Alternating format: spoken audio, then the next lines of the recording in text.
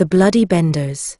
A true crime history of America's first frontier serial killer family. Written by Alana Sanchez, narrated by Vivienne. Copyright 2025 Alana Sanchez. All rights reserved.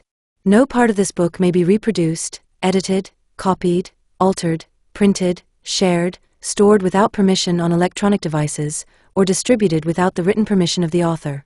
Disclaimers.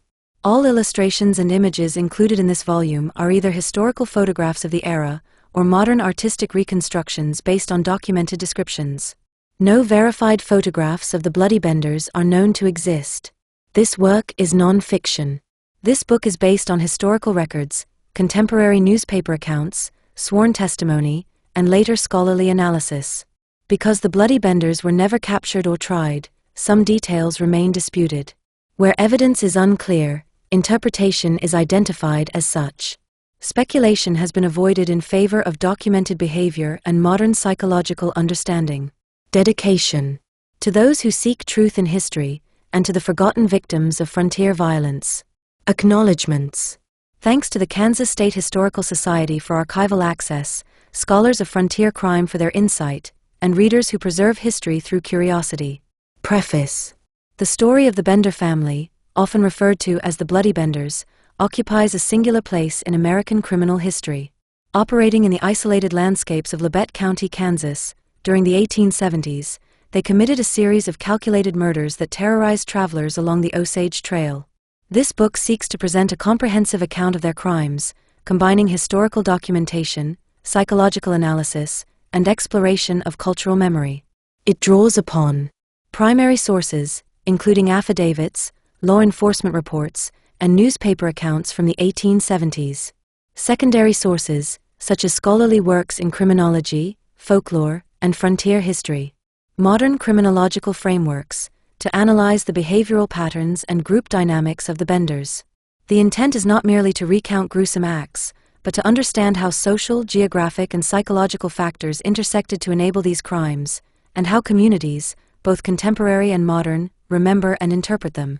Readers should note that while every effort has been made to rely on verified historical evidence, some events, particularly post-disappearance sightings and folklore, remain unconfirmed and speculative.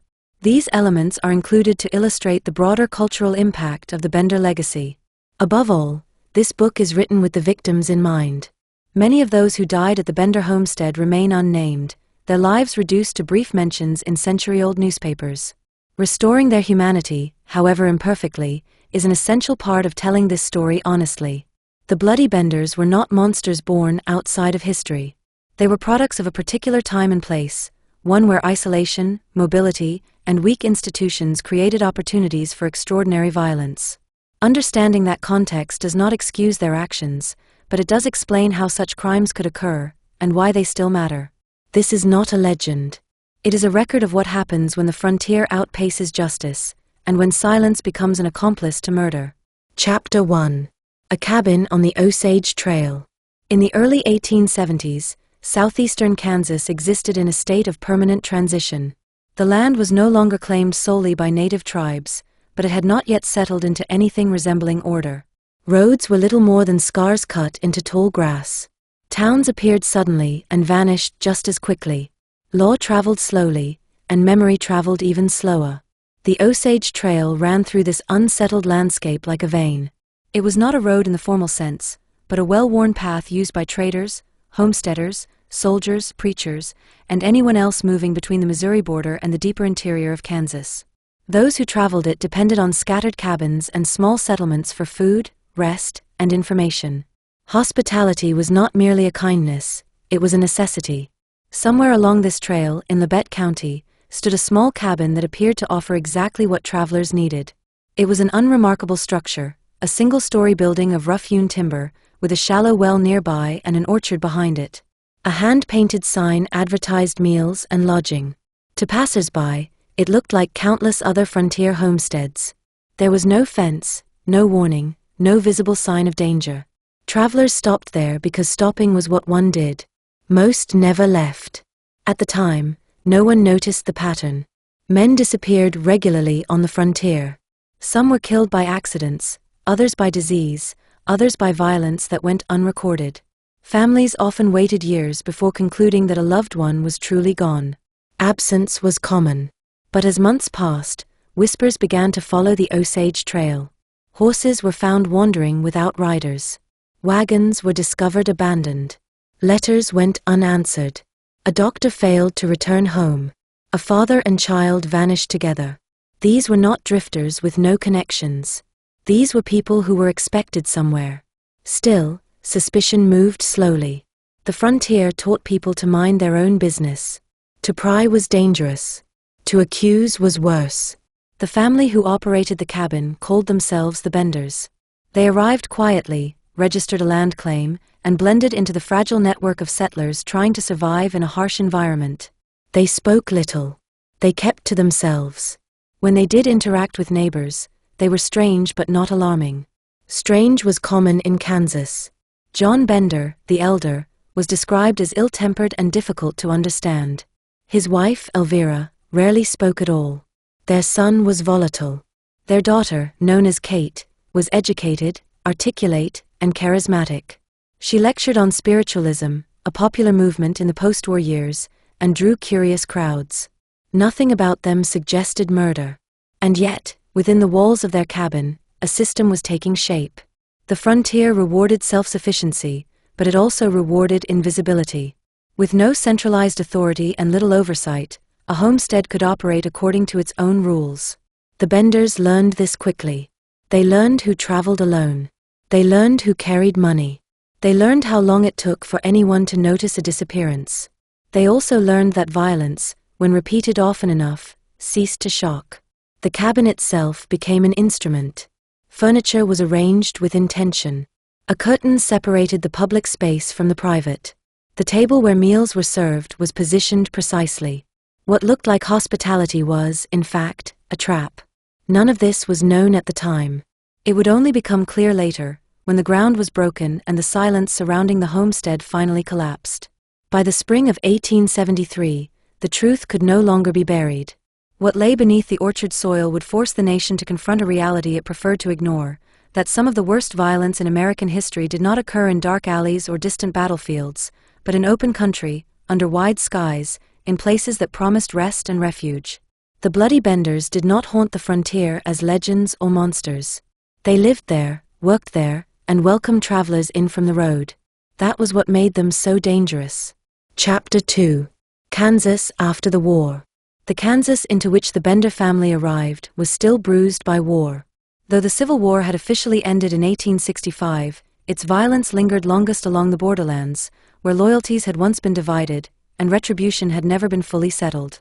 Southeastern Kansas, in particular, bore the scars of a conflict that had blurred the line between soldier and civilian long before the first shots were fired at Fort Sumter. For decades prior to the war, Kansas had been a battleground of ideology. The territory had been shaped by Bleeding Kansas, a period of violent confrontation between pro-slavery and anti-slavery factions that turned farms into fortresses and neighbors into enemies. By the time Kansas was admitted to the Union as a free state in 1861, blood had already soaked into its soil. The war merely expanded the scale of violence, it did not introduce it. When peace finally came, it did so unevenly. Federal authority was thinly stretched across vast distances. County governments existed largely in name, staffed by officials who were often underpaid, undertrained, or entirely absent. Sheriffs were responsible for hundreds of square miles. Judges traveled circuit routes and appeared infrequently. Jails, where they existed at all, were crude structures that offered little security.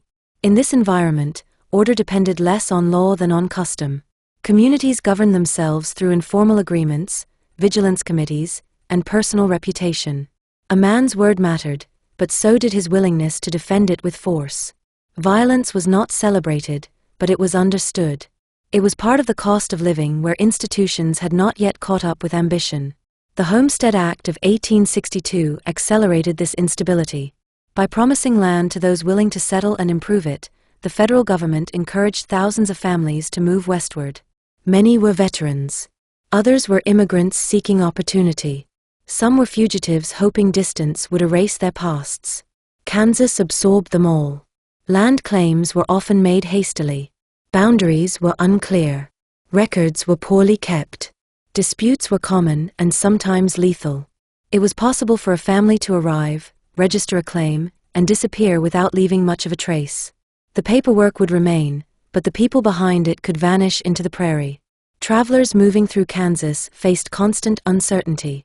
Roads were unreliable. Maps were outdated.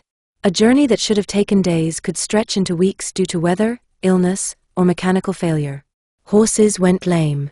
Wagons broke. Supplies ran low. When that happened, a cabin offering food and shelter was not just welcome, it was necessary. Hospitality became a kind of currency. Settlers were expected to provide meals to strangers, and strangers were expected to move on without causing trouble.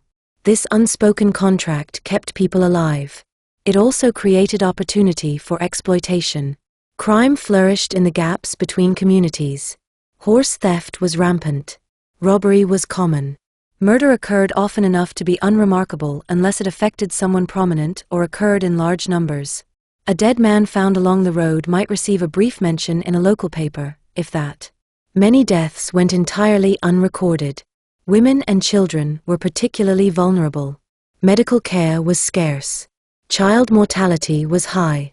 Domestic violence was rarely addressed by authorities. Abuse within families was considered private business. What happened behind closed doors stayed there, unless it spilled out in a way that could no longer be ignored. Spiritualism gained popularity during these years, offering comfort to those who had lost loved ones and answers in a world that seemed governed by chaos. Seances, lectures, and demonstrations of supposed psychic ability drew crowds in towns hungry for meaning. The movement provided a strange blend of entertainment, faith, and social gathering, and it also offered cover for manipulation. A persuasive speaker could gain trust quickly, especially if they claimed insight into the unseen. It was into this world that the Benders stepped. They did not stand out as criminals. On paper, they were exactly what Kansas needed: a family willing to settle difficult land, operate a way station along a busy trail, and contribute to the fragile economy of frontier travel. Their cabin filled a gap. Their presence made the Osage Trail safer, or so it seemed. Neighbors later recalled oddities. The elder Bender's temper. Elvira's silence. The son's volatility. Kate's unsettling confidence. But these traits, taken individually, were not remarkable. Frontier communities were built from people who did not fit easily elsewhere. The war had taught Americans to tolerate brutality as long as it remained distant. Kansas, more than most places, had learned to look away. That habit would prove deadly. Because what distinguished the Bloody Benders from other violent actors of their time was not cruelty alone. It was organization. They operated within the cracks of a broken system and learned to exploit its weaknesses with precision. They understood how long it took for concern to turn into action.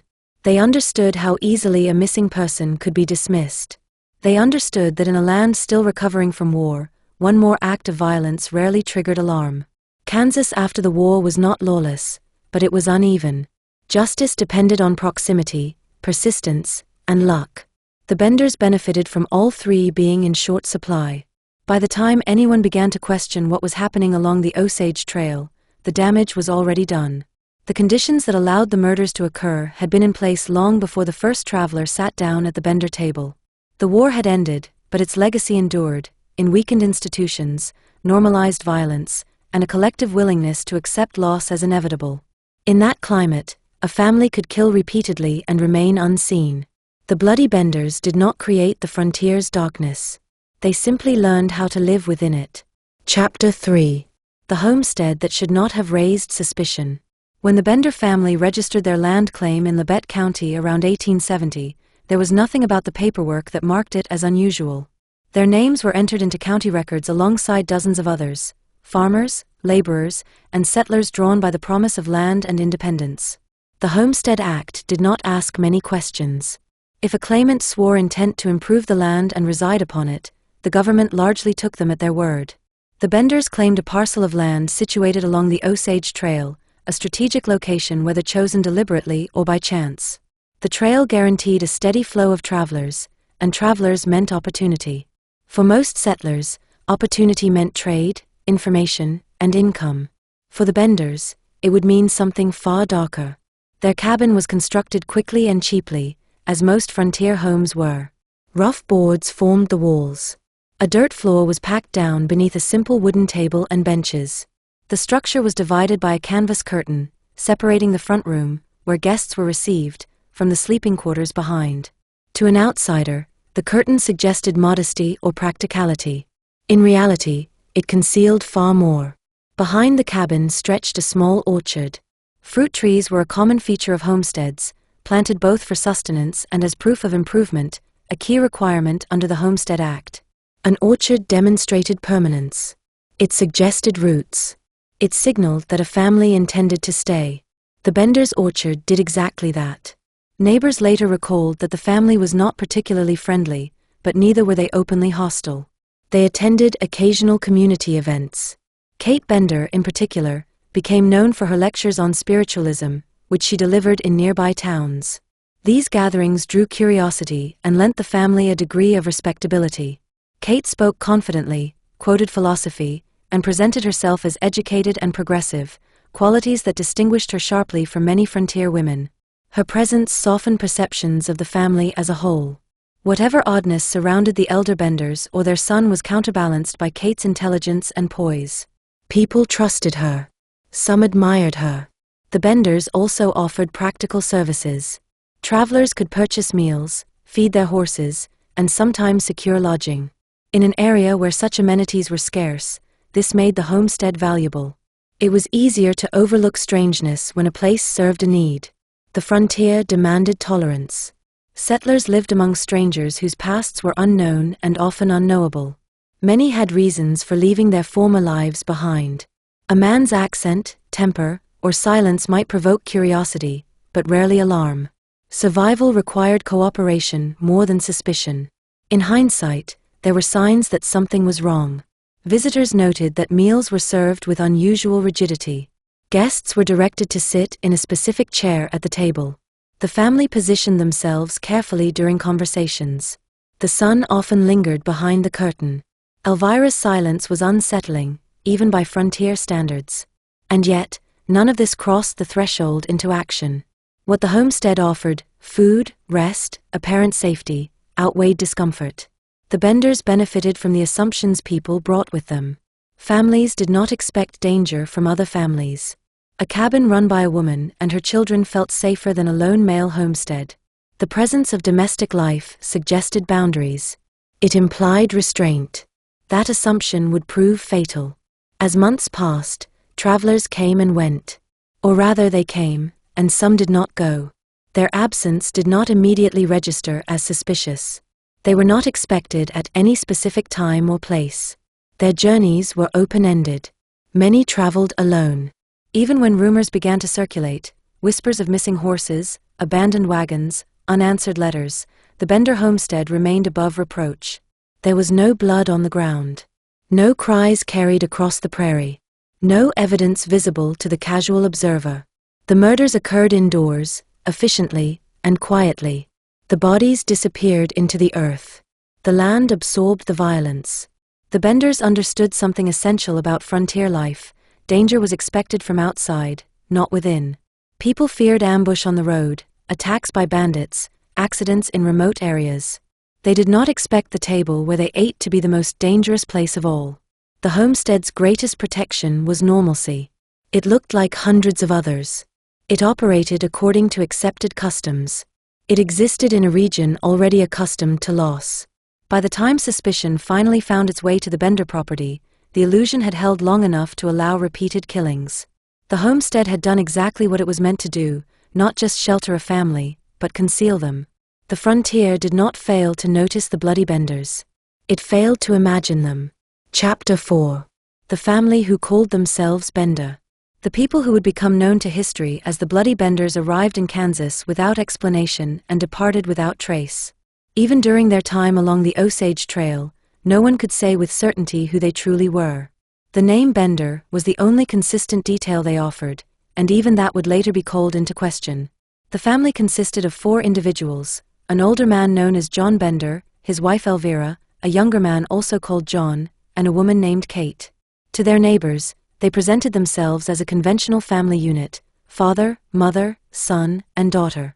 That presentation would later unravel under scrutiny, but at the time it was accepted without challenge. Records from Labette County list the elder John Bender as the head of household. He was described as illiterate or nearly so, speaking English poorly and with a heavy accent that suggested German or possibly Dutch origins. Some contemporaries believed he was an immigrant, others suspected he was American-born but deliberately evasive. What is clear is that he did not encourage conversation. When he did speak, his words were blunt, often hostile, and rarely illuminating. Elvira Bender was even more difficult to read. She spoke little, sometimes not at all, even when directly addressed. Visitors often remarked on her withdrawn demeanor. In an era when women were expected to manage hospitality and conversation, her silence was notable. Still, it was not unheard of. Life on the frontier was hard, and emotional withdrawal was a common response to prolonged stress and hardship. The younger John Bender was volatile. Accounts describe him as aggressive, quick-tempered, and prone to outbursts. He drank heavily and appeared resentful of strangers. Under other circumstances, his behavior might have alarmed neighbors. But frontier communities were accustomed to men who carried anger with them, often remnants of war, loss, or displacement. Kate Bender stood apart from the others in almost every way. She was educated, articulate, and confident. She spoke English fluently and with refinement. She read philosophy and literature. She lectured publicly on spiritualism, women's rights, and free love, subjects that were controversial but compelling in the post-war years. Her lectures attracted audiences from nearby towns and lent her an air of legitimacy and modernity. Kate's presence reshaped how people viewed the family. Whatever doubts might have lingered about the elder Benders or their son were eased by her intelligence and charm. She appeared to be the family's public face, its interpreter to the outside world. People trusted her judgment. Some admired her independence. Later investigation would suggest that the relationships within the household were not what they seemed. Some neighbors believed Kate and the younger John were husband and wife rather than siblings. Others speculated that Elvira was not the elder John's spouse at all, but a stepmother or unrelated woman. These theories arose only after the crimes were uncovered, when every detail was re-examined through the lens of horror. During their residence along the Osage Trail, no one pressed the issue. Family structures on the frontier were fluid. Death, remarriage, and informal unions were common. Paperwork lagged behind reality. If the Benders' household did not conform neatly to expectations, it was hardly unique. What distinguished the family was not their composition, but their coordination. Despite their apparent differences, the Benders operated as a unit. Each member played a role in the functioning of the homestead. The elder John handled the land claim and official dealings. Elvira managed domestic tasks. The younger John assisted with labor and, when necessary, intimidation. Kate engaged the public, drew travelers in, and fostered trust. This division of labor was not accidental. It allowed the family to appear functional and unremarkable while concealing a shared purpose. The murders that occurred within the cabin were not the work of a single individual acting in secret. They required cooperation, silence, and repetition. The family's isolation worked in their favor. With no close relatives nearby and few deep social ties, their private dynamics remained hidden. Neighbors interacted with them as a group, not as individuals. No one lingered long enough to notice patterns within the household. The Benders also benefited from assumptions about gender and age. Women were rarely suspected of violent crime. Older individuals were presumed to be less physically capable. A family, particularly one that included a woman and an elderly man, did not fit the image of a criminal enterprise. That misconception would prove costly. When the truth emerged, it shocked the nation not only because of the brutality involved, but because of who committed it. The idea that a family, operating openly, offering meals and shelter, could be responsible for such calculated violence unsettled deeply held beliefs about domestic safety and moral order. The Bloody Benders were not outlaws hiding in the wilderness. They were settlers. They registered land, attended gatherings, and participated in community life just enough to deflect suspicion. They did not need disguises or aliases. They needed only patience. Chapter 5. John Bender, Sr., the Patriarch. Of all the figures associated with the Bloody Benders, the elder John Bender remains the most opaque. Contemporary descriptions portray him as coarse, irritable, and largely unintelligible to English-speaking neighbors. He was, by most accounts, the least likable member of the household, and perhaps the one least capable of inspiring trust. Yet he was also the man who anchored the family's presence in Kansas, whose name appeared on land records, and whose authority within the cabin went largely unquestioned. John Bender, Sr. was generally described as being in his late 50s or early 60s at the time the family settled in Labette County. He was physically imposing, with a heavy build and a rough manner. Witnesses later recalled that he spoke English poorly, if at all, relying on gestures, broken phrases, or the assistance of Kate when communication was required. His accent was often described as German, though this was an assumption rather than a confirmed fact. In the 19th century, German functioned as a catch-all label for a wide range of European accents unfamiliar to English-speaking Americans. What little is known about his past is largely speculative. No definitive records place him in Europe, nor do any conclusively document his arrival in the United States. This absence of documentation has led some historians to suspect that his foreignness may have been exaggerated by later retellings, shaped by nativist attitudes common at the time. Others believe he deliberately cultivated the image of an incomprehensible immigrant to discourage conversation and deflect scrutiny. Whatever the truth, John Bender, Sr. was not a man who invited inquiry. His role within the family appeared to be both administrative and symbolic. As head of household, he filed the homestead claim and interacted, however minimally, with county officials. His name lent legitimacy to the operation of the cabin. In a society that still placed legal and social authority firmly in male hands, his presence allowed the family to function within expected norms. Neighbors described him as hostile to visitors, sometimes openly rude. This behavior might have drawn suspicion under other circumstances, but frontier communities tolerated a wide range of temperaments. Many settlers carried emotional wounds from war, loss, or displacement. A man who preferred solitude and reacted poorly to strangers was not unusual. In fact, his unpleasant demeanor may have served a strategic purpose. Travelers uncomfortable with John Bender, Sr. often focused their attention on Kate, whose warmth and eloquence provided a stark contrast. The elder Bender's gruffness lowered expectations. He did not appear capable of subtlety or planning. He seemed more brute than strategist. That assumption would later be challenged. While it is impossible to determine the precise extent of his involvement in the murders, evidence suggests that John Bender, Sr. was not merely a passive participant. The consistency of the crimes, the repeated method, the careful disposal of bodies, the maintenance of secrecy, points to planning and discipline. These are not qualities typically associated with a household operating in chaos.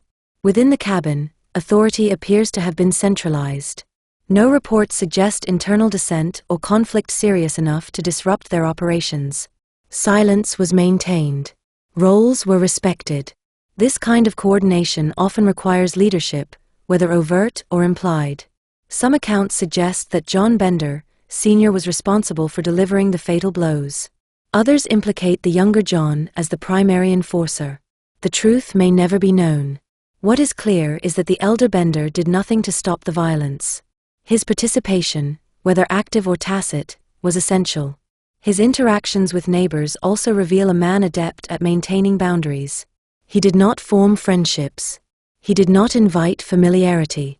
He offered just enough engagement to avoid confrontation and no more. This distance made it easier for him to disappear when the time came. When the Benders fled their homestead in 1873, John Bender, Sr. left no trail. No verified sightings place him anywhere after that point. Reports circulated of an older man matching his description seen in various states, but none were substantiated. Like much of his life, his fate dissolved into rumor. In later retellings of the story, John Bender, Sr. would often be reduced to a caricature, the brutish foreigner, the barely articulate savage lurking behind the curtain. This portrayal simplifies a far more unsettling reality. He was not a creature of chaos, but a man who found a way to operate within a system that failed to look too closely. The frontier rewarded those who understood its blind spots. John Bender, Sr. understood them well. He did not need charm or eloquence. He needed only to exist in a place where questions were inconvenient and answers were optional. In such an environment, a man could anchor a family built on violence and remain for a time invisible. Chapter 6. Elvira Bender, Silence and Survival. If John Bender, Sr. was the visible authority within the household. Elvira Bender was its quiet constant. Contemporary accounts describe her as withdrawn to the point of invisibility, a woman who moved through the cabin without drawing attention and spoke so rarely that some visitors were unsure whether she understood English at all. In a family that would later become infamous for violence, Elvira's silence became one of the most unsettling features of the story. Elvira Bender's origins are as obscure as her demeanor. Records provide no confirmed birthplace, maiden name, or prior residence. Like the elder John, she appeared in Kansas without a documented past. Neighbors speculated about her background, but speculation never hardened into inquiry. Women on the frontier were often defined by their present circumstances rather than their histories. If Elvira had once been someone else, that identity was irrelevant to the work she now performed. Her role within the household was domestic, but that description obscures its significance. Elvira prepared meals, cleaned the cabin, and tended to routine tasks that made the homestead function. These activities placed her in constant proximity to the family's guests. She served food to travelers who would never leave. She washed dishes after their deaths. She maintained the appearance of normalcy that allowed the operation to continue. Visitors later recalled her as expressionless, even vacant. She did not make eye contact. She did not engage in conversation. When spoken to, she often responded with a nod or gesture rather than words. Some interpreted this as evidence of intimidation or abuse within the household. Others believed she was mentally unwell. Still others assumed she was simply exhausted by frontier life. None of these interpretations can be confirmed. What is certain is that Elvira's silence worked in the family's favor. She revealed nothing. She offered no inconsistencies for neighbors to notice. In a social environment where women were expected to be polite, chatty, and accommodating, her withdrawal discouraged interaction. People learned not to ask questions of someone who did not answer. Silence, in this context, functioned as a shield. Later writers would debate whether Elvira was a willing participant in the murders or a coerced accomplice. The historical record provides no definitive answer. No confession exists. No testimony was recorded. She disappeared alongside the rest of the family before any formal investigation could begin. What can be said is that the crimes could not have occurred without her cooperation. The murders happened in a domestic space. Bodies were moved through areas she controlled. Evidence was cleaned away repeatedly. Whether out of fear, loyalty, or shared intent, Elvira did nothing to stop what was happening in her home. The frontier offered women few avenues for autonomy. Marriage often meant dependence. Survival required endurance. Some women adapted by becoming invisible, minimizing their presence to avoid conflict. Elvira may have adopted silence as a strategy long before the family arrived in Kansas. But silence, once chosen, can become complicity. Elvira's role challenges simplistic narratives of victimhood and villainy. She does not fit neatly into either category. She was neither the charismatic manipulator that Kate would later be portrayed as, nor the overt aggressor associated with the male members of the household. She existed in the margins, performing labor that made violence possible while leaving little trace of her own intentions. After the family fled the homestead, rumors about Elvira's fate proliferated. Some claimed she died shortly after their escape. Others suggested she lived quietly under another name. A few accounts alleged she was killed by vigilantes. None of these claims were substantiated. Her disappearance mirrors her life, quiet, unresolved, and largely ignored. In the years following the discovery of the crimes, Elvira Bender would be overshadowed by more sensational figures in the story. Kate's lectures and alleged influence captured public imagination. The brutality of the murders drew attention to the men involved. Elvira remained a footnote, mentioned briefly and rarely examined. And yet, the persistence of the Benders' operation depended as much on her presence as on anyone else's. She maintained the household that served as both home and killing ground. She ensured continuity. She absorbed horror without comment. In a case defined by violence, Elvira Bender's defining characteristic was absence, of voice, of explanation, of resolution. That absence has made her difficult to understand and easy to overlook. But silence is not the same as innocence. On the frontier, survival often required endurance without protest. Elvira endured. Whether she believed she had no choice, or whether she shared the family's purpose, remains unknowable. What remains is the record of what happened within the walls she kept, and the knowledge that nothing occurred there without her awareness. Chapter 7. John Bender, Jr., Violence Without Restraint. Among the 4 members of the Bender household, John Bender, Jr. was the one most readily associated with violence. Neighbors remembered him as volatile, openly aggressive, and unpredictable, a man whose temper simmered close to the surface and who seemed to resent nearly everyone who crossed his path. If there was a figure in the Bender family who appeared capable of brutality, it was him. John Bender, Jr. was believed to be in his mid-20s to early 30s during the family's time in Labette County. He was physically strong, accustomed to hard labor, and known to drink heavily. Accounts describe him as surly and confrontational, quick to anger and slow to calm. He quarreled with neighbors and reportedly made threats when he felt challenged. In another context, such behavior might have drawn intervention or even legal consequences. On the Kansas frontier, it was tolerated. Men carried anger with them from war, poverty, and displacement. Fights were common. Alcohol fueled many disputes. A man who lashed out verbally, or even physically, was not unusual enough to warrant sustained attention. What distinguished John Bender, Jr. was not merely his temper, but how it was channeled. While his behavior outside the cabin appeared chaotic, inside the homestead it was disciplined. There are no reports of uncontrolled violence spilling into public view. No bodies were found outside the property. No witnesses described hearing screams or struggles. The killings were carried out methodically, and the household functioned smoothly enough to continue operating for more than a year. This contrast suggests that John Bender Jr.'s aggression was not random. It was directed. Some contemporaneous accounts implicated him as the primary executioner, the man who delivered the fatal blows to victims seated at the table. Others suggested he assisted in moving bodies and disposing of evidence. It is impossible to determine the precise division of labor within the family, but it is difficult to imagine that his physical strength and volatility were not put to use. The younger Bender's presence may also have served a deterrent function. Travelers who felt uneasy might have been less inclined to resist when confronted by a hostile man blocking their path. His aggression could silence suspicion, discourage questions, and enforce compliance. Within the family, his role was likely reinforced by hierarchy and loyalty. Frontier households often relied on rigid structures to maintain order. Authority flowed downward, and dissent was dangerous. If John Bender, Jr. harbored doubts or reservations, there is no record of them. He acted in concert with the others, adhering to a pattern that required restraint as much as violence. His relationship with Kate Bender has been the subject of considerable speculation. Some neighbors believed they were husband and wife rather than siblings. Others suspected a romantic or conspiratorial bond. These theories emerged after the crimes were revealed, shaped by a desire to explain the family's internal cohesion.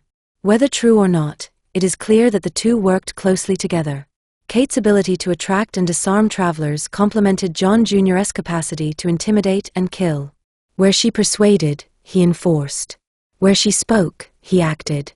Together, they embodied the dual mechanisms that made the murders possible. Unlike his father, John Bender, Jr. did not hide behind silence or obscurity. His hostility was visible.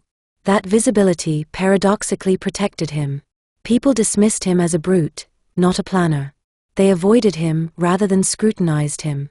In doing so, they underestimated his role in a coordinated enterprise. After the discovery of the crimes, reports of John Bender, Jr.'s fate varied wildly. Some claimed he was killed by vigilantes shortly after fleeing Kansas. Others suggested he escaped westward, blending into mining camps or frontier towns where violence was common and identities were fluid. None of these accounts were verified. The lack of resolution has allowed his image to harden into stereotype, the violent son, the muscle behind the murders. While there is truth in this characterization, it risks oversimplifying a more unsettling reality. Violence, in this case, was not an aberration or loss of control. It was a tool, used repeatedly and with purpose. John Bender, Jr. did not act alone, nor did he act blindly. He was part of a system that rewarded brutality when applied strategically and punished restraint when it threatened exposure. His aggression found a home in a family willing to harness it. On the frontier, violence was often the loudest signal of danger. In the Bender household, it was carefully muted, confined to moments when no one was watching and buried beneath the routines of domestic life. John Bender, Jr. embodied that contradiction, a man whose rage was visible enough to be dismissed, but controlled enough to remain hidden. Chapter 8. Kate Bender, Spiritualism, Power, and Deception. Of all the figures associated with the Bloody Benders, none has inspired as much fascination, or controversy, as Kate Bender. To her neighbors, she was intelligent, articulate, and strikingly modern. To later writers, she became everything from a criminal mastermind to a demonic seductress. The truth, as with so much in this case, lies somewhere between documentation and distortion. Kate Bender was believed to be in her early to mid-20s during the family's time in Kansas. Unlike the others, she spoke English fluently and without a heavy accent. She was well-read, quoting philosophy and political theory, and she displayed a confidence that set her apart in a society where women were expected to be deferential and domestic. Her education alone made her remarkable. Her willingness to speak publicly made her exceptional. She lectured on spiritualism, a movement that had gained traction in the years following the Civil War. Spiritualism promised communication with the dead, offering comfort to a nation grappling with unprecedented loss. Seances, trance-speaking, and psychic demonstrations drew crowds eager for meaning in a world that felt unmoored. Kate positioned herself as both guide and interpreter of unseen forces. Her lectures were not confined to metaphysics. She spoke about women's rights, free love, and social reform. These ideas were controversial, but they attracted attention. In nearby towns, Kate became a minor celebrity. People who might otherwise have ignored the Bender family saw her as a progressive voice on the frontier. This public persona was not merely a performance, it was a strategic asset. Kate's visibility outside the homestead shielded it from suspicion. A woman who traveled, lectured, and engaged openly with the community did not fit the profile of a criminal conspirator. Her ideas may have unsettled some listeners, but they also established her as independent and thoughtful rather than secretive. When concerns about missing travelers arose, it was difficult to reconcile those fears with the image Kate projected. Within the cabin, Kate's role appears to have been central. According to later reconstructions, she seated guests at the table, engaged them in conversation, and positioned herself to maintain their attention. Her intelligence allowed her to assess travelers quickly, to determine who was alone, who carried money, who was unlikely to be missed immediately. This was not manipulation in the theatrical sense. It was attentiveness, observation, and persuasion. Kate did not need to coerce her victims. She needed only to make them feel at ease. The frontier rewarded those who could read people accurately. Kate possessed that skill. She understood how men wanted to be seen, strong, capable, respected, and she reinforced those self-images through conversation. She listened. She asked questions. She made herself indispensable to the interaction. Behind the curtain, violence waited. Whether Kate participated directly in the killings remains uncertain. Some accounts suggest she delivered the fatal blow. Others insist she remained seated, continuing conversation until it was over. Still others portray her as the architect rather than the executioner. The historical record cannot resolve these contradictions. What it can confirm is her complicity. The murders required coordination. The timing of the blows, the positioning of the victims, the immediate disposal of bodies, all depended on someone maintaining control of the situation. Kate's presence at the table was not incidental. It was essential. Later narratives would sexualize her role, casting her as a temptress who lured men to their deaths. This portrayal reflects more about societal anxieties than historical fact. There is no evidence that Kate used sexuality as a weapon. Her power lay in intellect and authority, not seduction. In a patriarchal society, a woman who exerted influence was often perceived as dangerous. Kate's transgressions were intellectual as much as criminal. She violated expectations by speaking publicly, challenging norms, and refusing passivity. When her crimes were revealed, these qualities were retroactively framed as evidence of inherent wickedness. Kate Bender was not feared because she was a woman who killed. She was feared because she was a woman who commanded attention. After the discovery of the bodies, Kate became the focus of speculation and rumor. Some claimed she was seen years later in Texas or New Mexico. Others believed she fled to Europe. A few insisted she was lynched by vigilantes. None of these stories were substantiated. Like the rest of the family, she vanished into the vastness of the American landscape. Her disappearance ensured that her story would never be resolved. Without arrest or trial, there was no opportunity for explanation, confession, or contradiction. The public filled that void with imagination. Kate Bender became a symbol, a projection of fears about female autonomy, radical ideas, and hidden violence. In doing so, the reality of her actions was both exaggerated and obscured. She was neither a supernatural villain nor a misunderstood rebel. She was a participant in a calculated series of murders, operating within a family that shared responsibility. Understanding Kate Bender requires resisting the urge to mythologize her. She was not an anomaly. She was a product of her time and place, shaped by the same forces that enabled the rest of the family to operate undetected. Her intelligence did not make her less culpable, it made her more effective. On the frontier, power often belonged to those who could navigate social spaces as easily as physical ones. Kate Bender understood that truth, and exploited it with devastating consequences. Chapter 9. Architecture of Murder. The Bender cabin was ordinary in appearance, and that ordinariness was its greatest strength. Built of rough-hewn logs and measuring roughly 16 by 24 feet, it stood like countless other homesteads scattered across the Kansas prairie. It offered shelter, food, and rest to weary travelers, exactly what the Osage Trail promised and what the frontier required. Inside, however, the cabin was engineered with intention. A canvas curtain divided the interior into two distinct spaces. The front portion functioned as a public area, a small store, dining space, and sitting room. Shelves held basic goods, coffee, flour, tobacco, and dried foods, items commonly sold to travelers. A table stood near the center, positioned close enough to the curtain to create intimacy, but far enough to avoid scrutiny. Behind the curtain lay the private quarters, sleeping space, storage, and the hidden mechanics of violence. The placement of the table was not arbitrary. Guests were seated with their backs to the curtain, facing Kate Bender or another family member who engaged them in conversation. This orientation ensured that the victim could not see what happened behind them. The arrangement controlled the line of sight, reducing awareness and reaction time. Later investigations revealed a trapdoor cut into the floor beneath the table. When opened, it led to a cellar or pit below the cabin. Bloodstains were reportedly found on the floorboards, along the edges of the trapdoor, and on the walls behind the curtain. These marks had been scrubbed repeatedly but not completely erased. The method was efficient and repeatable. A traveler would be struck from behind, likely with a hammer or blunt instrument, rendering them unconscious or dead. Their throat was then cut to ensure death and reduce noise. The body would be dropped through the trapdoor into the pit below. From there, it could be moved outside and buried in the orchard or surrounding grounds. This process required coordination. Someone had to distract the victim. Someone had to strike. Someone had to manage the body. Someone had to clean the scene. The cabin's layout allowed all of this to happen quickly, often within minutes. The curtain was critical. It transformed a single-room structure into a stage, separating performance from execution.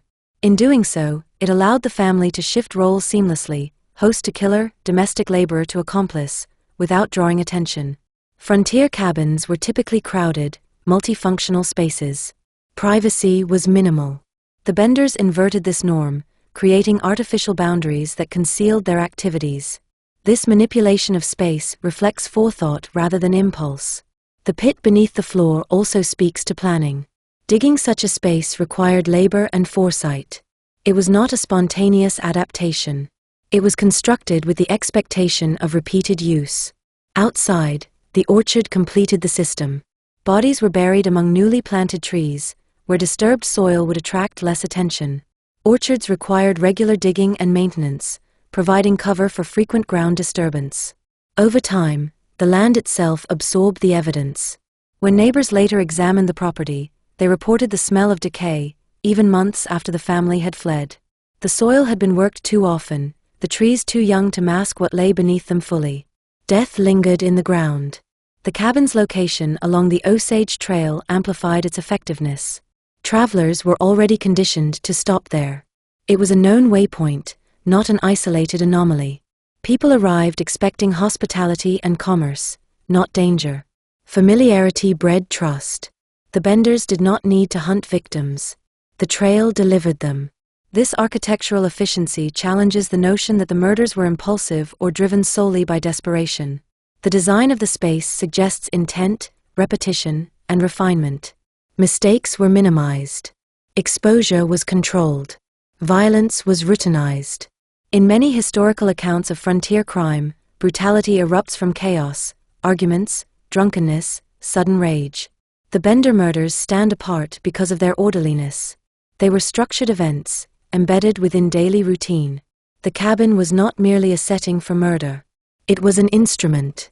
Understanding this physical environment is essential to understanding how the family operated for so long without detection. The crimes were not hidden by distance or wilderness, but by familiarity. The cabin looked like safety. It functioned like death. When the site was eventually investigated, it horrified not because it was grotesque, but because it was mundane. The same table where meals were served had been the point of execution. The same floor that supported daily life concealed bodies beneath it. The frontier myth celebrates self-reliance and hospitality. The Bender cabin weaponized both. In doing so, it exposed a vulnerability at the heart of westward expansion. Trust was necessary for survival, and that trust could be exploited with devastating efficiency. Chapter 10. The missing begin to matter. For more than a year, travelers vanished along the Osage Trail without triggering alarm. The prairie was vast, records were sparse, and movement was constant. Men left families behind and did not return. Wagons broke down. Accidents happened. Violence was an accepted risk of westward travel. In this environment, absence did not immediately signal crime. What changed was accumulation. By early 1873, disappearances along the southeastern Kansas corridor had begun to cluster in a way that defied coincidence. Horses were found wandering without riders. Wagons appeared abandoned. Letters went unanswered. Families back east started asking questions, writing to local officials and acquaintances in Kansas, seeking information about loved ones who had last been heard from on the trail. Among the missing was Dr. William York, a respected physician from Independence, Kansas. His disappearance would become the catalyst that transformed vague unease into active investigation. Dr. York was not a transient laborer or anonymous traveler. He was known, educated, and connected. When he failed to return from a journey that should have taken only days, concern spread quickly. His brothers, Colonel Ed York and Senator Alexander York, were prominent figures. They did not accept uncertainty as an answer. Colonel York traveled to Labette County personally, following the route his brother was believed to have taken. He spoke with settlers, asked direct questions, and noted inconsistencies. Several people recalled seeing Dr. York near the Bender homestead. Some remembered him stopping there for a meal or rest. When Colonel York visited the Bender cabin himself, he was struck by Kate's composure. She engaged him confidently, answered questions without hesitation, and even claimed to be a clairvoyant. According to later accounts, she offered to use her psychic abilities to locate the missing doctor. She suggested he had been attacked by Native Americans and advised the colonel to search elsewhere. This encounter, often retold with dramatic flair, marked a turning point. Whether Kate's behavior genuinely aroused suspicion or whether it later appeared incriminating only in hindsight is difficult to determine. What is clear is that Colonel York left the cabin unconvinced. His search continued, but he disappeared as well. The loss of two well-known men along the same stretch of trail forced authorities to act. Local settlers organized meetings. Discussions shifted from isolated misfortune to the possibility of systematic crime. The frontier's tolerance for ambiguity began to erode under the weight of repeated loss. Yet even then, certainty remained elusive. The Benders were not immediately accused. Other explanations were proposed. Native American tribes were frequently blamed for violence they did not commit, reflecting deep-seated prejudice and fear. Outlaws and bandits were also suspected, though no specific group was identified. Still, the Bender homestead lingered at the edge of these conversations. Too many missing men had last been seen there.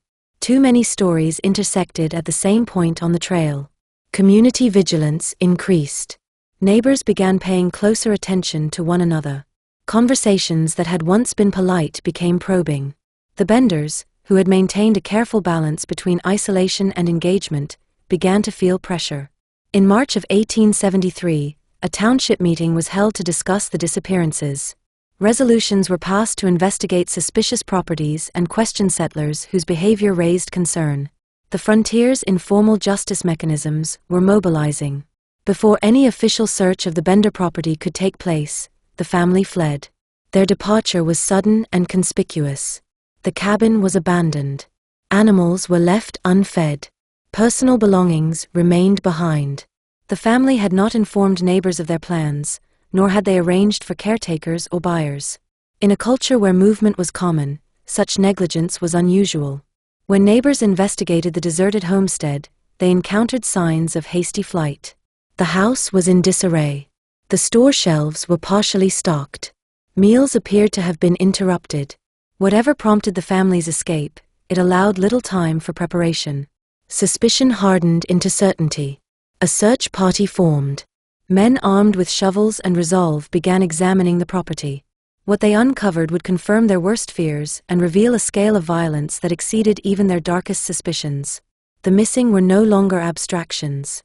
They had names, faces, and families waiting for answers. The time for speculation had ended. The prairie was about to give up its dead. Chapter 11. Unearthing the Dead. When the search party reached the abandoned Bender homestead, the land itself seemed unsettled. The cabin stood silent, its door ajar, the interior bearing the signs of abrupt departure. Food remained on shelves. Household items lay scattered. There was no indication that the family intended to return. At first, the men searched for clues rather than bodies. They examined the structure, noting the curtain dividing the room and the peculiar placement of the table. Suspicion grew as they observed stains on the floor, darkened patches that resisted scrubbing. Though no forensic science existed to confirm it, many present recognized the marks as blood. Attention soon turned to the ground outside. The orchard behind the cabin drew immediate notice. The soil was uneven, recently disturbed in multiple places. Young trees stood over patches of earth that had been turned far too often for ordinary planting. The smell, faint but unmistakable, drifted upward as shovels pierced the ground. The first body was uncovered within minutes. It lay shallowly buried, wrapped poorly, the earth barely concealing it. The corpse was badly decomposed, but enough remained to confirm violent death. A crushed skull. A slashed throat. The men recoiled, some stepping back in shock, others frozen in grim recognition. Then another body was found. And another. The excavation continued throughout the day and into the following mornings. With each grave uncovered, the scope of the crime expanded. Bodies were found in various stages of decay, indicating that the murders had occurred over an extended period. Some victims had been buried deeper than others. Some were stripped of valuables. Others still wore remnants of clothing that hinted at their professions or destinations. Men hardened by frontier life wept openly. By the end of the search, at least 11 bodies had been recovered from the orchard and surrounding grounds. Additional remains were discovered beneath the cabin floor, in the pit accessed through the trapdoor. The exact number of victims would remain uncertain. Estimates ranged from 11 to more than 20, depending on which reports were believed and how fragmentary remains were counted. Among the dead was Dr. William York. His body was identified through personal effects and physical characteristics known to his family. The confirmation of his death transformed outrage into fury. The murders were no longer anonymous acts against nameless travelers. They were personal. Influential families demanded justice. Newspapers seized on the story with intensity. Colonel Ed York's body was never definitively identified, though many believed he was among the dead. The lack of certainty only deepened the sense of unfinished business that would haunt the case. As the bodies were exhumed, patterns emerged. Nearly all victims bore signs of blunt force trauma to the head, followed by fatal cuts to the throat. Few showed evidence of struggle. Death had come quickly, from behind, without warning. The efficiency of the killings horrified investigators. These were not crimes of passion. They were executions. The cabin itself was dismantled during the search. Floorboards were pulled up. The trapdoor was exposed. Bloodstains were found along the edges of the opening and on the underside of boards. Though the family had attempted to clean the site repeatedly, the volume of blood had left permanent traces. No formal crime scene documentation existed. There were no photographs, no measured diagrams. What survives are written descriptions, eyewitness accounts, and newspaper reports, often contradictory, sometimes exaggerated, but united in their depiction of calculated slaughter. The community response was swift and visceral. Calls for vengeance echoed through Labette County. Vigilante justice, a familiar frontier response, seemed not only justified but necessary to many settlers. Had the Benders been captured, there is little doubt they would have been lynched before any formal trial could occur. But the family was gone. As news spread, posses formed to hunt them down. Rewards were offered. Descriptions circulated, though they varied wildly. The Benders became fugitives without a fixed identity, pursued across a country that was vast and largely unregulated. The exhumation of the bodies marked the end of denial. The disappearances were no longer mysterious accidents or unfortunate coincidences. They were the work of a family that had lived openly among their victims, exploiting the trust that bound frontier communities together. The prairie had given up its dead, but it offered no answers about where the killers had gone, or whether they would ever be found. What remained was grief, anger, and a chilling realization: the danger had not come from outside the community, but from within it. Chapter 12. Recreated Exhumation Summary, Bender Homestead, Labette County, Kansas. April, May 1873. This document is a reconstruction compiled from contemporaneous newspaper accounts, coroner inquest summaries, sheriff statements, and photographic evidence. No single official exhumation report survives. Discovery of the burial grounds. Following the abandonment of the homestead formerly occupied by the family known as Bender, neighbors and local officials inspected the property in early May 1873. Attention was drawn to a sunken orchard area behind the cabin and to a stone-lined well located near the rear of the structure. An immediate excavation was ordered by local authorities with assistance from community members. 2. Location of remains, orchard area, primary burial site. Excavation revealed multiple shallow graves located within the orchard. Graves were approximately 18 to 36 inches deep. Bodies were placed head down or tightly compressed. Soil disturbance suggested hurried burial. No coffins or wrappings were present. Well. Upon inspection of the well, human remains were visible below water level. Subsequent recovery confirmed additional victims. The well was determined to have been used as a secondary disposal site. 3. Condition of the bodies. According to contemporaneous accounts and coroner summaries, all recovered victims exhibited severe blunt force trauma to the skull. The injuries were consistent across victims. Many victims also had deep incised wounds to the throat. Several skulls were fractured beyond recognition. Decomposition levels varied, indicating murders occurred over an extended period. The uniformity of injuries suggested a repeated method of killing rather than isolated violence. 4. Number of victims. The total number of bodies recovered from the property and well was reported as at least 11, with some contemporary estimates ranging as high as 12 or more. Confirmed recoveries included adult males, at least one adult female, at least one child. Investigators concluded additional victims may never have been recovered. Identification of victims. Several victims were identified through personal effects, clothing, recognition by acquaintances. Confirmed and suspected victims, partial list: William Baldwin Jones, George Lonka, Mary and Lonka, W.F. McCrotty, Johnny Boyle. Unidentified male, well. Unidentified male, orchard. Other victims remained unidentified at the time of burial. 6. Method of murder, reconstructed. Based on cabin inspection and injury patterns, victims were seated at the family table. A canvas curtain concealed the sleeping area. A blow was delivered from behind using a blunt instrument. Throat cutting followed to ensure death.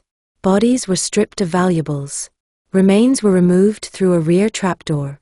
The cabin itself functioned as an integrated killing site. 7. Official conclusions, 1873. Local officials concluded the deaths were willful homicides. The crimes were systematic and premeditated. The perpetrators were members of the Bender household. The suspects had fled prior to discovery. No arrests were made. 8. Burial and aftermath. Recovered remains were reinterred locally. In some cases returned to families. Others buried in unmarked or communal graves. The Bender property was later destroyed. 9. Sources used in reconstruction. This reconstruction draws upon Wichita City Eagle, May 1873. Kansas Daily Commonwealth, 1873. Independence Republican, 1873. Labette County Coroner References. Kansas Historical Society Archival Files. Pittsburgh State University Special Collections. Photographs by Tressler Brothers, 1873. X. Editorial note for readers. This reconstructed summary reflects the best available historical evidence. Language, spellings, and descriptions are preserved or adapted from original sources where possible. Any gaps reflect the absence of surviving official documentation. Chapter 13. A Nation Reacts. The discovery of the bodies at the Bender homestead sent shockwaves far beyond Labette County. What had begun as a local investigation quickly became a national sensation. Newspapers from Kansas City to New York carried lurid headlines, detailing the murders with a mix of horror, fascination, and moral outrage. The story of a family who slaughtered travelers in their own homes struck at the heart of America's self-image during westward expansion. The timing amplified the impact. The United States was still grappling with the aftermath of the Civil War. Reconstruction had fractured trust in institutions, and the frontier represented both hope and danger. The Bender murders seemed to confirm the darkest fears about unchecked migration and lawlessness in the West. Journalists descended on southeastern Kansas, interviewing settlers, examining the abandoned cabin, and embellishing accounts for distant readers. Descriptions of the crime scene grew increasingly graphic with each retelling. Details were added, altered, or exaggerated. Some reports claimed dozens of victims. Others insisted the family practiced ritualistic murder or occult sacrifice, tying Kate Bender's spiritualist lectures to the killings without evidence. Fact blurred into folklore. The press fixated particularly on Kate Bender. As a woman who spoke publicly and rejected traditional roles, she became a convenient villain. Newspapers portrayed her as a demon woman, a she-devil, and a corrupter of men. Her advocacy of free love was retroactively framed as proof of moral depravity. In an era deeply uncomfortable with female autonomy, Kate became a symbol of what happened when women stepped beyond prescribed boundaries. The men of the family were depicted differently. John Bender, Sr. was often caricatured as a foreign brute, reflecting nativist anxieties. John Bender, Jr. was portrayed as an animalistic thug. These depictions reinforced existing prejudices, allowing readers to distance themselves from the uncomfortable truth that the Benders had operated not as outsiders, but as neighbors. Political responses followed. Local officials faced criticism for failing to act sooner. Questions were raised about the homestead system, the lack of oversight on isolated properties, and the dangers of unregulated travel routes. Some called for increased law enforcement presence along major trails. Others demanded stricter vetting of settlers. Yet practical change was slow. The frontier remained vast, and resources were limited. While the Bender case sparked debate, it did not fundamentally alter the conditions that had allowed the crimes to occur. Public anger turned toward the fugitives themselves. Rewards were offered for their capture, dead or alive. Posters circulated with descriptions that varied wildly in age, appearance, and accent. Sightings were reported across Kansas, Missouri, Texas, and as far east as Michigan. None were confirmed. Vigilante groups formed, convinced that official channels would fail. Some pursued false leads, terrorizing innocent families who resembled the Benders or lived in similar isolation. The fear unleashed by the murders spread outward, contaminating communities that had nothing to do with the crimes. The victims' families faced a different reality. Many never received bodies to bury. Identification was uncertain. Personal effects recovered from the graves were sometimes the only proof of death. Closure was elusive. The absence of trials or confessions denied them answers.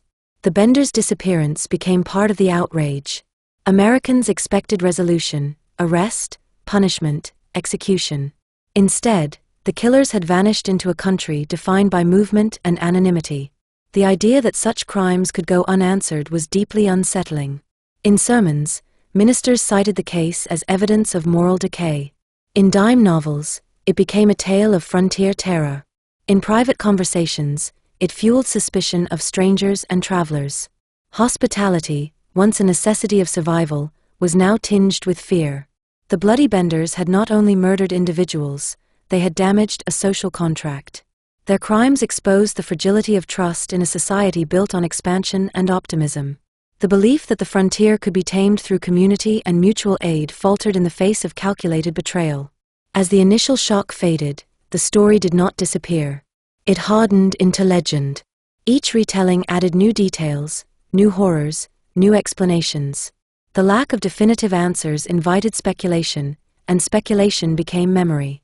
The Benders were gone, but their shadow remained, cast across a nation struggling to reconcile its ideals with the violence that had helped shape it. Chapter 14.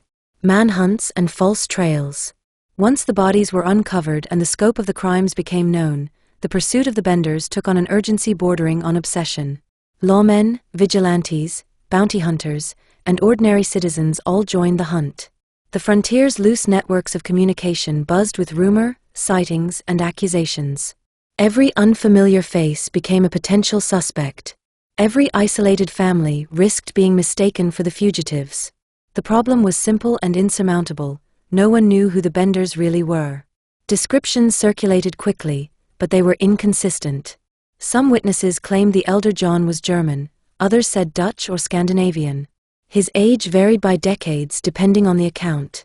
Elvira was alternately described as frail or stout, silent or muttering to herself. John Bender, Jr. was said to be anywhere from 20 to 40 years old. Kate was described as beautiful in some reports, plain in others, blonde in one account, dark-haired in another. These contradictions were not merely the product of poor memory. They reflected the fact that the Benders had offered different versions of themselves to different people. They adapted their identities as needed, exploiting the lack of centralized records and the fluidity of frontier life. Posses fanned out across Kansas and into neighboring states. Trails were followed, then abandoned. Camps were searched. Ferries were questioned. At one point, a group of vigilantes tracked a lead into southern Kansas, convinced they were close. The trail went cold within days. Several sightings gained temporary credibility.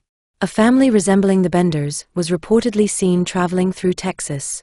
Another account placed Kate Bender in Michigan, living under an assumed name.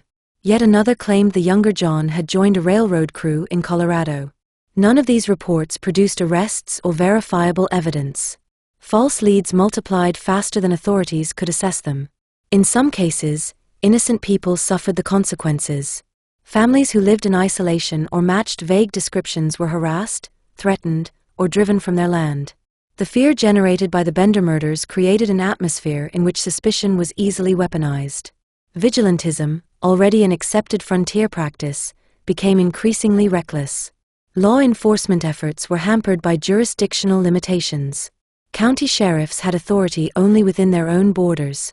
Coordination between states was informal at best. There was no centralized database of criminals, no standardized system for tracking fugitives.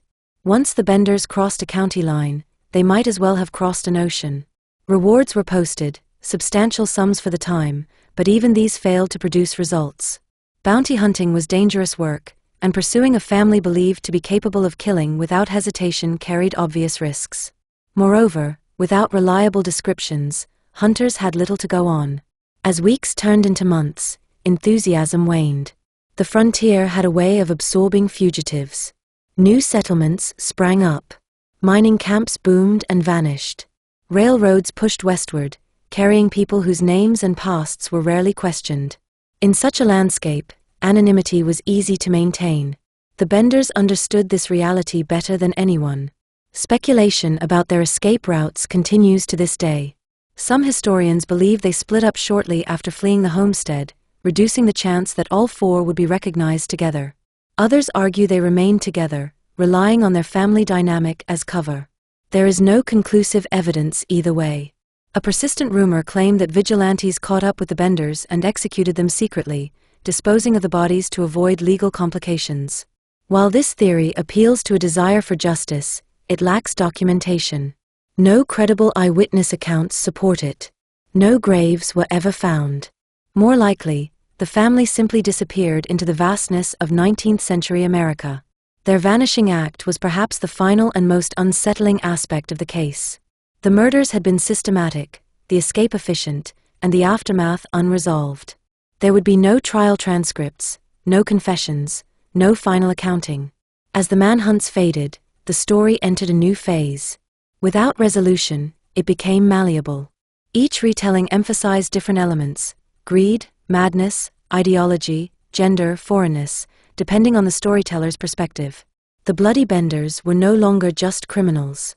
They were a cautionary tale, a legend shaped by fear and unanswered questions. And legends, once formed, are difficult to bury.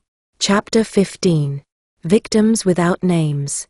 In the aftermath of the exhumations, attention naturally focused on the killers, their identities, their motives, their disappearance. In doing so, many of the victims were reduced to numbers. 11 bodies. Possibly more. A grim tally repeated in newspapers and histories alike. But behind those numbers were individuals whose lives ended violently and whose stories were often never recovered. The frontier was filled with people in transit. Men traveled alone in search of land, work, or reunion with family. Some carried savings meant to purchase farms. Others hauled tools, letters, or small keepsakes from home.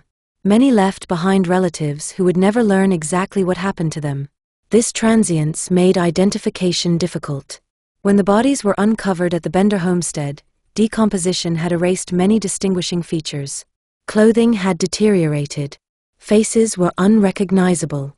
Without centralized records, dental charts, or photographs, confirmation relied on personal effects and circumstantial evidence. A ring. A pocket knife. A scrap of paper with a name written in fading ink. Dr. William York was identified because people were looking for him. His profession, his social standing, and his family's persistence ensured that his disappearance mattered. Most of the others did not have advocates with influence or resources. Their names, if they were ever recorded, were quickly lost. Some victims were identified only by fragments of their lives. A man believed to be a cattle buyer because of the tools found near his body. Another suspected to be a merchant based on remnants of fine clothing. One body was thought to belong to a young woman, though this claim was disputed and later accounts contradicted one another. The uncertainty reflects the chaos of the investigation rather than clear evidence. Newspapers sometimes filled these gaps with speculation. Victims were described as likely criminals, wanderers, or men of questionable character. Such language diminished sympathy and reinforced the notion that frontier deaths were an expected risk. It also absolved communities of deeper responsibility. If the dead were faceless drifters, their loss was easier to accept. Yet these individuals had destinations. They had intentions. Many carried money precisely because they were trying to establish stability in a new place. The frontier myth often celebrates rugged individualism, but it overlooks the vulnerability of those moving through unfamiliar territory without protection. The Benders exploited that vulnerability. Their victims were chosen not because of who they were, but because of what they represented: isolation, opportunity, and minimal risk of immediate consequence. A man traveling alone could disappear without raising alarms for weeks or months. By then, the trail had gone cold. This reality complicates the narrative of frontier violence. The danger did not lie solely in bandits or hostile encounters, but in the ordinary spaces where trust was assumed. A cabin offering food and shelter should have been safe. That expectation made the betrayal lethal. The absence of names also affected how the case was remembered. Stories gravitated toward the sensational, the trapdoor, the hammer, the orchard, rather than the lives that ended there. Over time, the victims blurred together, while the perpetrators became sharply defined. Modern historians have attempted to recover what they can. Census records, travel routes, and missing persons notices have been examined in hopes of identifying additional victims. These efforts have yielded limited success. Too much time has passed. Too many records were never created. What remains is an ethical challenge: how to tell the story without erasing those who suffered. The Bloody Benders did not kill symbols or archetypes. They killed people whose anonymity was not inherent, but imposed by circumstance and neglect. Their stories were lost because the systems meant to protect and remember them did not yet exist. In this way, the case exposes more than individual evil. It reveals structural vulnerability, how isolation, mobility, and inequality can combine to make violence invisible. To remember the victims without names is to resist the reduction of human life to statistics. It is to acknowledge that the true cost of the crimes cannot be measured solely in numbers recovered from shallow graves. The prairie did not just conceal bodies. It concealed lives whose endings were never meant to be mysteries. Chapter 16. Motive, Myth, and Misunderstanding. From the moment the Bender murders entered public consciousness, one question dominated every discussion: why?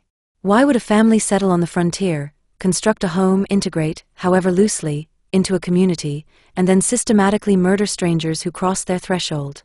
The absence of arrests or confessions ensured that this question would never be definitively answered. Into that void rushed speculation, shaped as much by cultural anxieties as by evidence. The most commonly cited motive was robbery. Many of the victims were believed to be carrying money, tools, or valuables. Some bodies were found stripped of possessions. Dr. William York's missing funds reinforced this theory. On its face, robbery appears logical. The frontier economy was unstable, and cash was scarce. Killing travelers who carried money could provide income without ongoing labor. Yet this explanation is incomplete. If robbery alone had motivated the Benders, less risky methods were available. Theft without murder was common along the trails. Moreover, the effort involved in constructing the cabin's killing apparatus, repeatedly cleaning blood, and burying bodies suggests a level of commitment that exceeded simple opportunism. The financial gain, while real, may not have justified the sustained risk. Others propose that the murders were driven by ideology, particularly Kate Bender's involvement in spiritualism and radical politics. Some newspapers claim the family practiced ritualistic killing or believed they were acting under divine or supernatural guidance. These claims reflected public fear more than evidence. There is no credible documentation that spiritualist beliefs encouraged or justified violence. Such narratives served a purpose. They transformed the Benders into aberrations, disconnected from ordinary society. If the crimes were the product of madness or cultish belief, then they could be dismissed as anomalies rather than warnings. Another popular theory framed the murders as a response to marginalization. The Benders were portrayed as outsiders, foreign, uneducated, isolated, lashing out against a society that excluded them. While it is true that the frontier was unforgiving and that immigrants often faced hostility, this explanation risks excusing deliberate, repeated violence as a byproduct of hardship. The historical record does not support the idea that the Benders were uniquely desperate. Many settlers faced similar conditions without resorting to murder. Hardship alone does not explain coordination, secrecy, and repetition. What emerges instead is a more unsettling possibility. The murders were motivated by a combination of factors: financial gain, opportunity, and a willingness to exploit trust, rather than a single driving ideology. The frontier offered anonymity, mobility, and weak oversight. The Osage Trail delivered victims regularly. The cabin provided a controlled environment. The family dynamic enabled cooperation and silence. Together, these elements created a system in which murder became routine. Myth-making obscured this reality. Over time, the Benders were transformed into symbols rather than subjects of analysis. Kate became a femme fatale. John Sr. became the brutish immigrant. John Jr. became the savage enforcer. Elvira faded into the background. These archetypes simplified a complex case and reinforced existing stereotypes. The danger of such mythologizing is that it distances the crimes from their context. It suggests that the Benders were monsters, fundamentally different from ordinary people. In truth, they exploited ordinary conditions, hospitality, isolation, trust, that defined frontier life. Understanding motive, then, requires resisting the urge to locate a single cause. The murders were not inevitable, but they were facilitated by environment and opportunity. The Benders did not invent frontier violence. They refined it. This perspective does not absolve them of responsibility. It expands it. It forces recognition that systems matter, that crime flourishes where oversight is weak and where vulnerability is normalized. The myths surrounding the bloody Benders have endured because they are easier to confront than the underlying truths. Monsters can be feared and dismissed. Structural failure is harder to address. The real horror of the case lies not in its sensational details, but in its banality. A family killed because they could, because it was profitable, and because they believed they would not be caught. For a time, they were right. Chapter 17. Frontier Justice and Its Limits. In the wake of the Bender murders, calls for justice echoed across Kansas and beyond. Yet what justice meant on the frontier, and how it could be achieved, was far from clear. Formal legal systems existed, but they were fragile, underfunded, and often overwhelmed by the sheer scale of the territory they were meant to govern. In this vacuum, frontier justice emerged as both a necessity and a danger. Had the Benders been captured, it is unlikely they would have faced a conventional trial. The emotional intensity surrounding the crimes made impartial proceedings improbable. Vigilante justice, already normalized in many frontier communities, would almost certainly have prevailed. Lynchings were not uncommon, particularly when crimes provoked collective outrage and fear. This reality complicates modern interpretations of the case. Contemporary readers often lament the absence of arrests or trials, imagining a failure of justice. In truth, the absence of formal resolution may have spared the Benders from immediate execution, but denied the public something arguably more important: understanding. Trials generate records. Testimony reveals motive, method, and internal dynamics. Cross-examination exposes contradictions. In the Bender case, the lack of judicial process ensured that speculation would replace evidence. Frontier justice operated on immediacy rather than deliberation. It prioritized community safety over individual rights. This approach was effective in some circumstances, particularly when official channels were non-existent. But it also encouraged haste, misidentification, and excess. The aftermath of the Bender murders illustrates these dangers. Innocent families were threatened. Suspected fugitives were chased, interrogated, and sometimes attacked without proof. Fear distorted judgment. Justice became indistinguishable from vengeance. Local officials faced criticism for their inability to prevent the crimes or apprehend the perpetrators. Yet their limitations were structural rather than personal. Counties covered vast areas with minimal manpower. Sheriffs relied on posses and voluntary cooperation. Communication was slow and unreliable. The systems that modern readers take for granted simply did not exist. The Benders exploited these limits.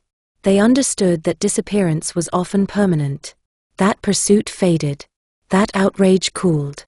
They counted on the frontier's short memory and long distances. In the years following the case, Kansas lawmakers discussed reforms aimed at improving oversight and coordination. Some measures were implemented, but change was incremental. The frontier remained a place where law followed settlement rather than preceding it. The Bender case became a cautionary example cited in debates about law enforcement and public safety. It was used to argue for greater vigilance, stronger institutions, and skepticism toward strangers. Yet it also reinforced a culture of suspicion that undermined the communal bonds settlers depended on. Justice, in this context, proved elusive not because people did not care, but because the tools available were insufficient. The frontier could respond to crime with force, but it struggled to respond with understanding. The bloody Benders were never punished in a legal sense. There were no verdicts, no sentences, no executions recorded. For many, this unresolved ending remains deeply unsatisfying. It violates the expectation that wrongdoing will be met with accountability. But the absence of closure is itself a form of historical truth.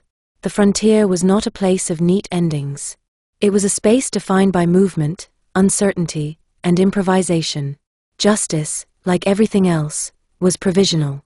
The limits exposed by the Bender case remind us that law is not merely a set of rules, but a system that requires infrastructure, patience, and collective will. When those elements are missing, violence can thrive, and accountability can vanish as quickly as the perpetrators themselves. Chapter 18. Memory, Legend, and American Violence.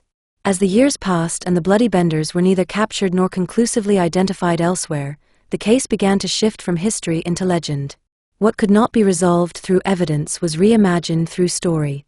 The murders became a narrative passed down through newspapers, local lore, dime novels, and eventually academic inquiry, each version shaped by the fears and values of its time.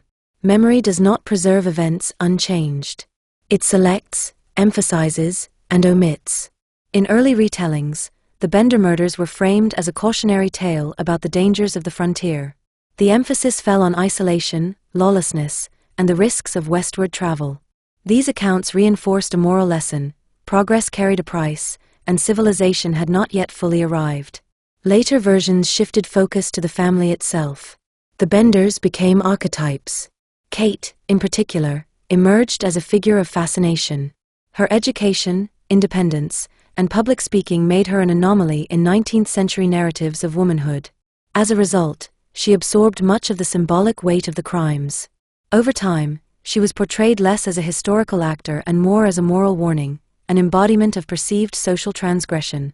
This transformation reflects a broader pattern in American crime memory. When violence cannot be neatly explained, it is often personified. Individuals become symbols onto which anxieties are projected. In the Bender case, those anxieties included fears about immigration, women's autonomy, radical ideas, and the erosion of traditional social structures. The men of the family were flattened into stereotypes as well. John Bender, Sr. became the brutish foreigner. John Bender, Jr. became raw, uncontrolled violence. Elvira nearly disappeared from the narrative altogether, her silence replicated in historical neglect. These portrayals simplified a complex reality into something easier to digest. What was lost in this process was context. The Bloody Benders did not emerge from nowhere. They operated within a system that rewarded expansion over regulation, movement over accountability, and trust over verification. Their crimes were extreme, but the conditions that allowed them to occur were common. American history contains many such moments, episodes of violence that flourish in spaces where authority is thin and people are transient. From frontier outlaws to later urban serial killers, patterns repeat: opportunity, vulnerability, and delayed recognition. The Bender case stands out not because it was uniquely brutal, but because it violated a deeply held belief in domestic safety. Violence was expected from bandits or enemies, not from a family offering food and shelter. That betrayal unsettled assumptions about where danger resided. As the story passed into the 20th century, it became increasingly sensationalized. Numbers of victims grew. Methods became more grotesque. Supernatural elements were introduced. The lack of definitive answers invited embellishment. Each generation reshaped the narrative to suit its own fears. Modern historians have attempted to peel back these layers, distinguishing what can be supported by evidence from what belongs to folklore. This work is ongoing and often frustrating. Primary sources are limited. Newspaper accounts conflict. Memory has overwritten fact in places where records are silent. Yet even stripped of exaggeration, the case remains disturbing. The Bloody Benders force confrontation with uncomfortable truths about American violence. They remind us that brutality is not always chaotic or irrational. It can be organized, domestic, and mundane. It can wear the appearance of normal life. Remembering the case responsibly requires resisting both sensationalism and dismissal. To sensationalize is to turn suffering into spectacle. To dismiss is to ignore the conditions that made suffering possible. The legacy of the Bloody Benders is not a ghost story or a morality play. It is a historical warning about what happens when trust is exploited and oversight is absent. It challenges the romanticized vision of the frontier and complicates narratives of progress. In the end, the Benders endure not because they were extraordinary monsters, but because they were horrifyingly ordinary people who committed extraordinary crimes, and were never held to account. Chapter 19. What Remains Unanswered. The Bloody Benders left behind more questions than answers. Despite decades of investigation, speculation, and retelling, critical aspects of the case remain unresolved. These unanswered questions are not merely gaps in knowledge, they are central to understanding why the story continues to unsettle more than a century later. The most obvious uncertainty concerns identity. Who were the Benders before they arrived in Kansas? Were the names they used real or fabricated? No definitive records trace their movements prior to settling along the Osage Trail. Census data offers little clarity, and immigration records, where they exist at all, fail to align convincingly with known details. This ambiguity allowed the family to vanish as effectively as they appeared. Equally unresolved is the question of victim count. 11 bodies were recovered, but contemporary accounts and later estimates suggest the number could be significantly higher. Some victims may have been buried beyond the orchard or disposed of elsewhere entirely. Others may never have been connected to the Benders at all, their disappearances attributed to the general dangers of frontier travel. Without complete records, certainty is impossible. The internal dynamics of the family also remain obscure. Who planned the murders? Who delivered the fatal blows? Were there moments of dissent or hesitation? The uniformity of the method suggests coordination, but coordination does not necessarily imply equality. Power structures within the household likely influenced roles and decisions, but without testimony, those structures can only be inferred. Motive 2 resists definitive explanation. Financial gain played a role, but it does not fully account for the sustained risk and repetition. Ideological explanations lack evidence. Psychological interpretations are speculative at best. What remains is a convergence of opportunity, capability, and willingness, a combination that defies simple categorization. Perhaps the most haunting unanswered question is what became of the Benders after their escape. Did they split up or remain together? Did they assume new identities? Did they continue killing, or did the crimes end when the cabin was abandoned? Some theories suggest they could not have stopped, that violence had become habitual. Others argue that the exposure forced them into anonymity and caution. There are no confirmed answers. This uncertainty has ethical implications for historians and storytellers. How much speculation is acceptable? Where does interpretation cross into invention? The temptation to resolve ambiguity with narrative certainty is strong, but doing so risks distorting the historical record. The unresolved nature of the case also reflects the limitations of 19th-century justice. Without centralized records, forensic tools, or coordinated law enforcement, many crimes simply dissolved into rumor. The Bender case is extreme, but not unique in this regard. It stands as a reminder of how much violence went undocumented, unpunished, and unremembered. Yet unanswered questions do not render the story meaningless. On the contrary, they force engagement with complexity. They resist closure. They remind us that history is not a series of neat conclusions, but an accumulation of partial truths. What remains unanswered is not only who the Benders were or where they went, but how many similar stories were never discovered at all. How many cabins concealed violence? How many travelers vanished without leaving enough traces to prompt investigation? The bloody Benders are remembered because their crimes were uncovered. Countless others are forgotten because theirs were not. In this sense, the case is less about singular evil than about visibility. What we know is shaped by what is found. What is not found remains silent. The prairie keeps its secrets well. Conclusion. Trust, violence, and the American frontier. The story of the bloody Benders does not end with capture, trial, or punishment. It ends with absence. A deserted cabin. Shallow graves. A family that stepped back into anonymity and was never conclusively found again. This unresolved ending is not a failure of the narrative, it is its defining feature. The Benders exploited a moment in American history when expansion outpaced oversight and optimism eclipsed caution. The frontier demanded trust. Travelers depended on strangers for food, shelter, and information. Settlers relied on mutual aid to survive isolation and hardship. These bonds were not sentimental, they were practical necessities. Without them, westward movement would have been impossible. The bloody Benders understood this dynamic and turned it into a weapon. They did not rely on intimidation or force to attract victims. They relied on hospitality. Their crimes occurred not in dark alleys or remote ravines, but in a domestic space designed to feel safe. This inversion, home as a site of violence, disturbed contemporaries and continues to unsettle modern readers. What makes the case particularly troubling is its ordinariness. The Benders did not appear monstrous. They registered land, sold goods, attended meetings, and hosted travelers. They operated within the systems meant to foster stability and progress. In doing so, they exposed the vulnerabilities inherent in those systems. The frontier was not lawless, but it was thinly governed. Authority existed, but it arrived slowly and unevenly. Violence flourished not because of chaos, but because of delay. By the time patterns were recognized, the perpetrators were gone. This reality challenges romanticized visions of westward expansion. The frontier was a place of opportunity and resilience, but it was also a space where accountability often lagged behind action.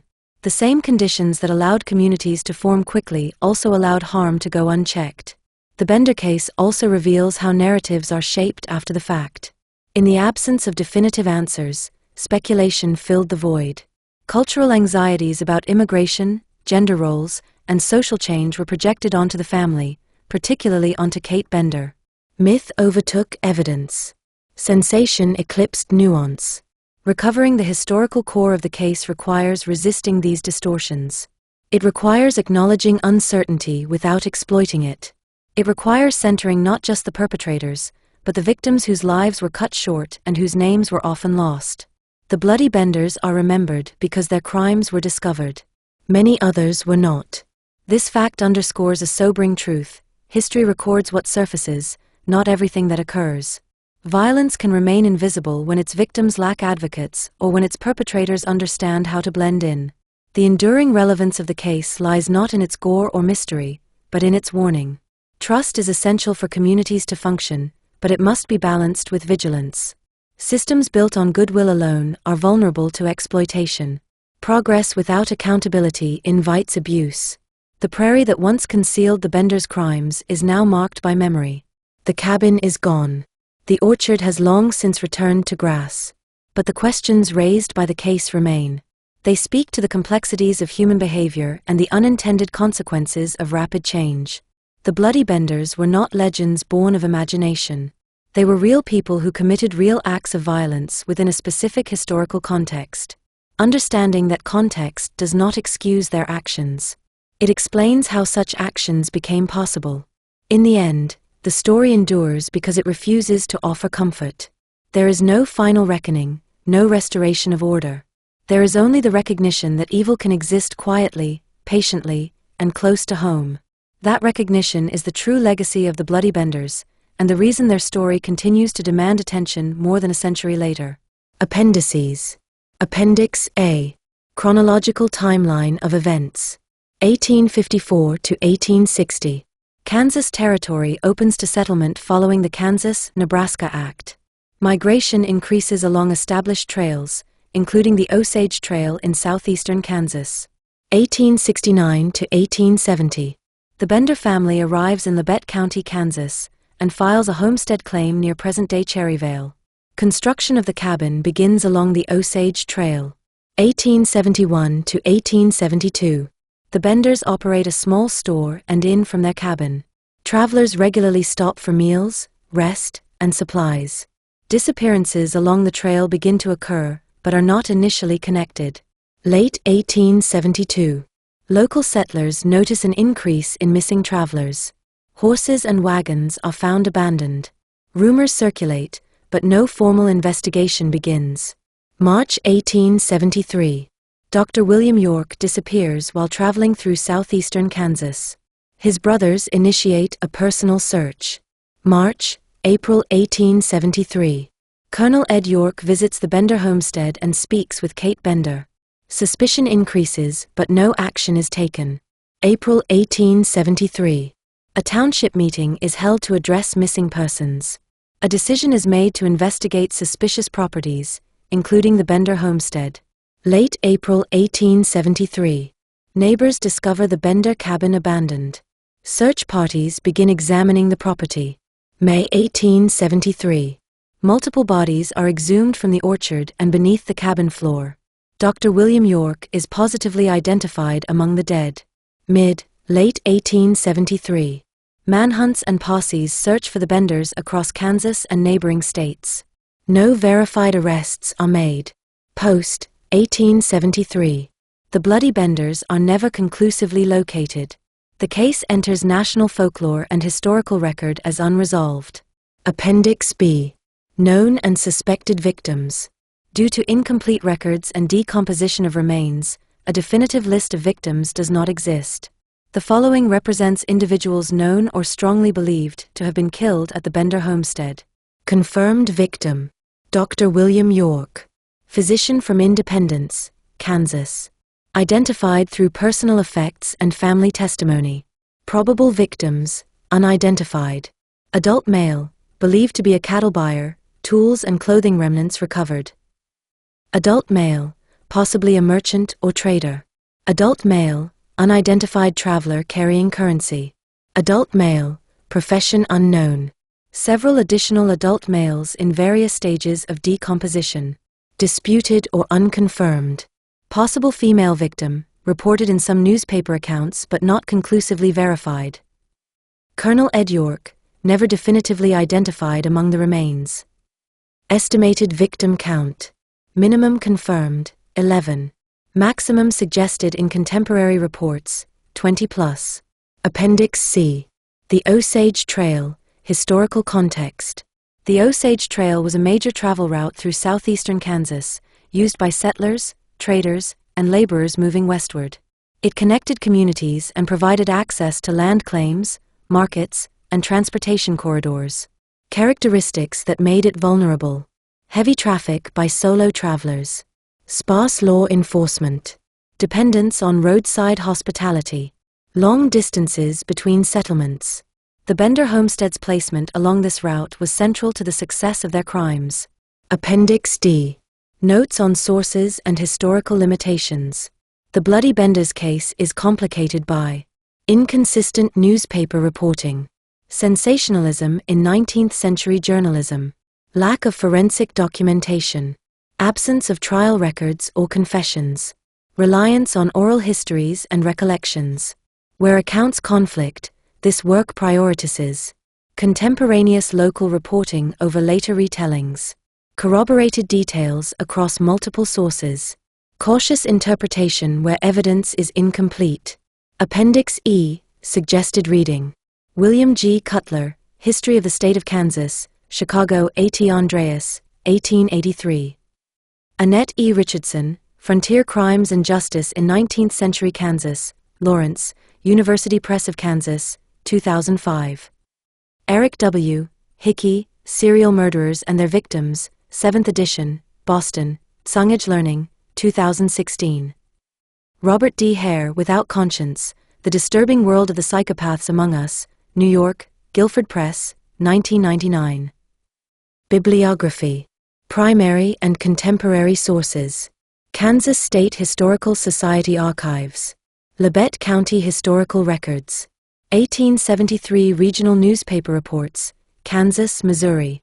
Secondary sources. Gilmore, Hugh. The Bloody Benders, Serial Killers of the Old West.